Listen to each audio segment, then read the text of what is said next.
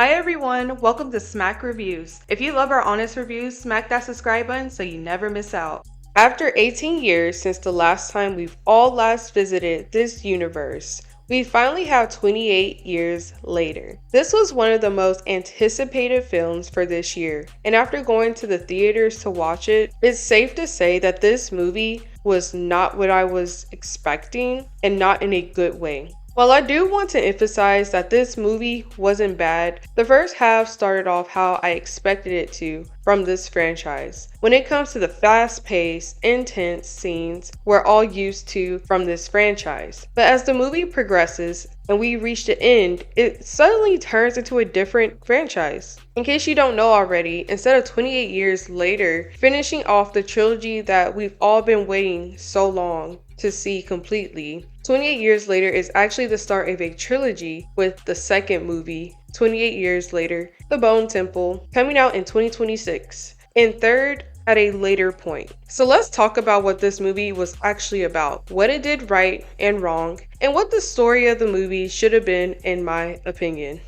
So we're taken back to the year 2002, the year that the rage virus outbreak started. A young boy named Jimmy watches in horror as the infected slaughter everyone around him. He escapes to a church where his father gives him a crucifix necklace, tells him to hide, and then willingly sacrifices himself by allowing the infected to take him. It's a strong start in the way this franchise does best. Then we jump 28 years forward to the year 2030. Some text on the screen explains that the British mainland was quarantined and the infection never spread across all of Europe. This text was needed to address the ending of 28 weeks later, where we saw the rage virus reach Paris. We're introduced to a small island community connected to the mainland by a tidal causeway. It's a simple but clever setup. When the tide is high, the path can't be crossed. When it's low, it can. The causeway acts as both a lifeline and a natural barrier from the infected. We meet a man named Jamie and he takes his son Spike to the mainland for the first time. During their trip, we see how the infected have changed. The first are these fat infected that crawl around and eat anything they get their hands on, such as worms. Then there's the alphas. They're much stronger, smarter, and seemingly more coordinated, and they lead packs of the infected like predators. Jamie and Spike run into a group of infected and are forced to take shelter in an abandoned building. That night, Spike notices a fire in the distance, and when he asks his father about it, his dad just brushes it off and tells him to forget about it. But not long after, they're forced to flee again, chased by an alpha. They narrowly escape and make it back to the island. It's then revealed that the fire is connected to a man named Dr. Ian Kelson, and Jamie believes that Dr. Kelson is dangerous. Since the last time he saw him, he was lining up piles of dead bodies. But despite the danger, Spike secretly returns to the mainland, but this time with his mom, who's suffering from an unexplained illness. He hopes the doctor might be able to help her, and along the way, they meet a NATO soldier named Eric who is sadly short-lived. I actually wish he had stuck around longer, but oh well. They also come across a pregnant infected woman who gives birth to a healthy baby, one that doesn't appear to be infected. An alpha shows up trying to reclaim the baby, but the doctor intervenes and saves them. So Dr. Kelson later determines that Spike's mother has cancer and doesn't have long to live. She chooses to die on her own terms. This moment is supposed to be emotional, and especially with the imagery of the doctor burning bodies and creating bone structures, but personally it didn't hit as hard as it should have. Spike brings the baby back to the island, but leaves it behind for the others to find. He then sets off on his own, deciding to live and explore the mainland by himself. Eventually, he crosses paths with Jimmy, the boy from the opening, who now leads a group of survivors, but they're not what you'd expect. They look like a group of misfits straight out of a different movie, and they fight off the infected while blasting heavy metal in the background, and that's how the movie ends.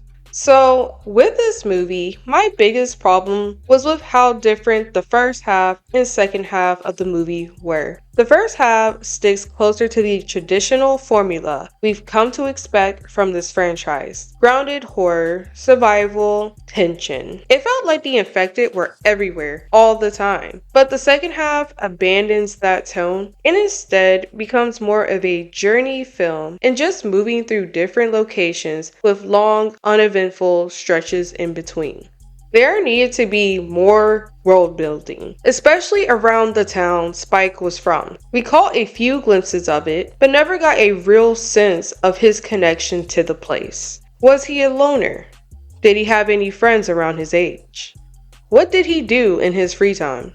These are small details that were overlooked. After 28 years of apocalypse, you would expect the world to feel more lived in, grittier, more grounded in survival. Instead, it felt like the film skipped over the daily realities that make dystopian settings believable. There needed to be more infected. When you look at the previous movies, you see so many infected running around that you fear being seen by them. In this movie, it felt like the main characters had so many laid-back scenes of nothing chaotic happening between when the infected showed up, especially in the second half. With how spread out the infected were, you would think the mainland was relatively safe. The movie relied heavily on shock value, especially with the infected essentially being quote unquote the emperor's new clothes. There's only so much I can show or take seriously when it leans on nudity instead of true horror. I wasn't a fan of the camera work either. It often felt like it was trying too hard to zoom in on one of the infected genitals, which came off more desperate than disturbing. Some of the action scenes also felt overly stylized, almost superheroic, when they should have been grounded in fear and chaos. There weren't a lot of deaths, and 28 years later, only a handful of people died. The deaths did not have an emotional toll on me since the character development needed improvements. One character lasted 10 minutes in the movie, and I didn't feel anything when they were gone. In the previous movies, you felt emotional when certain key characters died, since they had better character development. What was missing was a clear villain or emotional dilemma that directly challenged the characters, like we saw with the military in 28 Days Later or the betrayal in 28 Weeks Later. Some scenes didn't add much to the story, like the black and white military clips. We also got brief glimpses of a person in a tribal mask, a striking image, but without any context or follow-up, it felt more confusing than meaningful. While I understand that was a lot of symbolism and metaphors with those clips, I felt they were out of place. The music score wasn't good. It was questionable for some scenes. The musical theme we're used to hearing in the first two movies was remixed and used at an underwhelming moment during the movie. When we heard this song, it was usually when the characters were dealing with tension or emotional weight. But most of all, the end of the movie really let me down when they introduced this group of blonde wig tracksuit ninjas. It didn't feel serious and was silly considering the apocalyptic story we've been given up until now. I personally wasn't a fan of this goofy direction. The overall story was pretty disappointing, and if I could rewrite this is how I would have done it. First, I would remove the alphas and the crawling infected entirely.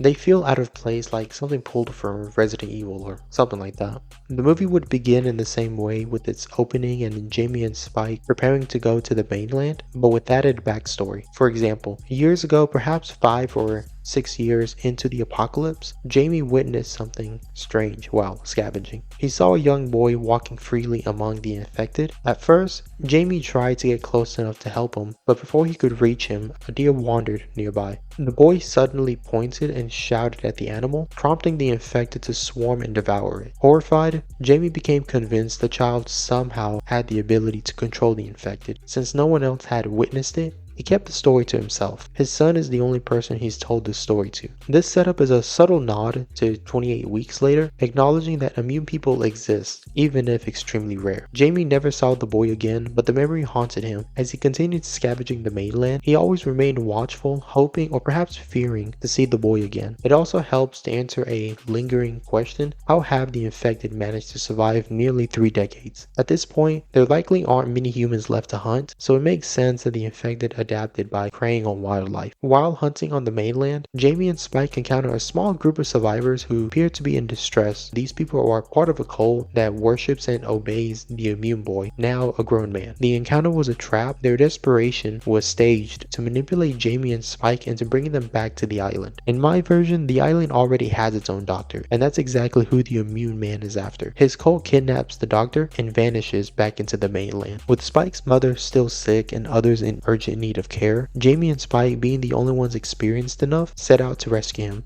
The journey unfolds similarly to the actual film, but with more deeper emotional stakes. In this version, it's also revealed that the cult members were responsible for the bone structures. Fast forward to the rescue attempt, the doctor unfortunately dies, but Jamie and Spike discover a newborn baby, seemingly born from an infected woman. They bring the child back to the island only to be tracked down by the Immune Man. He demands they return the baby, revealing that he is the child's father, and like the baby, he too was born from an infected woman. When they refuse, he unleashes a massive horde of infected upon the island. They overrun the island and everyone dies. A version like this could have worked without needing to reinvent the wheel, building on what the movie already included rather than undermining it with odd mutations and setting up for unnecessary sequels. Just like 28 Days Later and 28 Weeks Later, this story should have stood on its own. Those films told individual tales of survival and collapse. 28 Years Later should have followed that same approach. Overall, 28 Years Later was just an okay movie. I was nervous going in because the trailer made it seem